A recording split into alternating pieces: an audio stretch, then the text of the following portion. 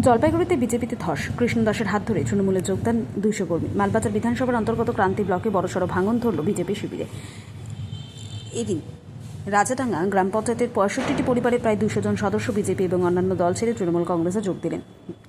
জলপাইগুড়ি জেলার SC OBC Trinamool কংগ্রেসের সভাপতি তথা রাজগঞ্জ এবং ডাবগ্রাম ফুলবাড়ি কোঅর্ডিনেটর কৃষ্ণ দাসের হাত থেকে দলীয় পতাকা তুলে নেন নবাগতরা। এলাকায় ঘাসফুল শিবিরের শক্তি বৃদ্ধিতে এই যোগদান অত্যন্ত।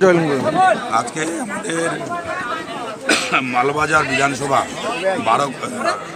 জিপির নাম হচ্ছে রাজাডাঙ্গা, জায়গার নাম হচ্ছে বারোগড়িয়া। এখানে 65টা পরিবার জয়েন করলেন। প্রায় ভোটার সংখ্যা 200-র উপরে ভোটার সংখ্যা জয়েন করলেন। এই জয়েনিংয়ের ফলে মালবাজারের শক্তি আরও বৃদ্ধি হলো। মালবাজার আমরা এমনিতেই লিড আছে, লিডটা আমাদের আরও বাড়বে এবং লোক যেভাবে ঐক্যবদ্ধ হচ্ছে জলপাইগুড়িতে আমরা 7-এ 7 করবো, 7-এ 7।